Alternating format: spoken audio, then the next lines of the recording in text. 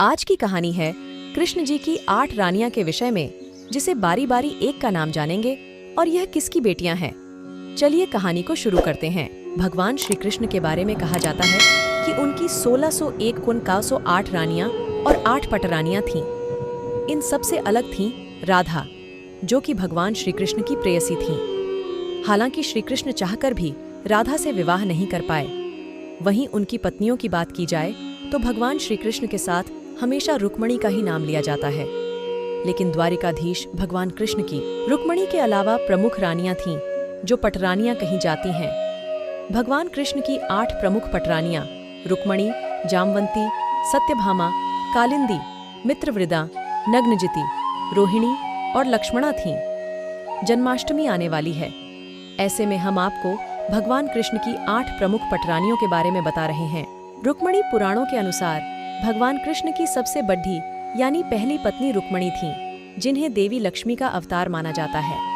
कहा जाता है कि रुक्मणी श्री कृष्ण से विवाह करना चाहती थीं। वह मन ही मन कृष्ण को अपना पति मान लिया था, लेकिन उनके भाई रुक्मी को ये विवाह मंजूर नहीं था, इसलिए उन्हें कान्हा से भागकर शादी करनी पड़ी थी। जामवंती श्री कृष्ण की दूसरी पत्नी का नाम जामवंती था। जामवंती राजा जामवंत की पुत्री थीं। दरअसल भगवान श्री कृष्ण पर मणि चुराने का आरोप लगा था।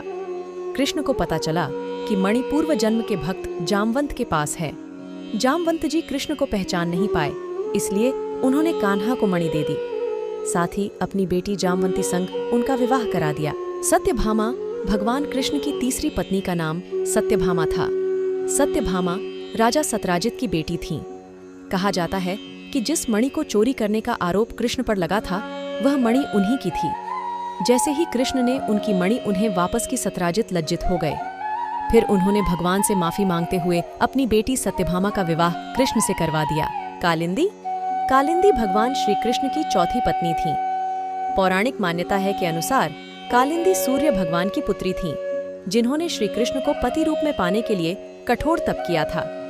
उनकी इच्छा पूरी करने के लिए भगवान ने उनसे विवाह किया था। नग्नजिति भगवान श्री कृष्ण की 5वीं पत्नी थीं।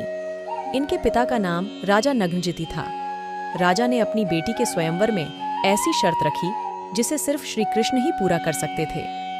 श्री कृष्ण ने राजा की शर्त को पूरा करते हुए अखाड़े में 7 पागल सांडों को काबू किया और नग्नजिति को अपनी पत्नी बनाया। मित्रवृंदा कृष्ण की 6वीं पत्नी मित्रवृंदा थीं। कहा जाता है कि मित्रवृंदा उज्जैन के राजा विंद और अनुविंद की बहन थीं।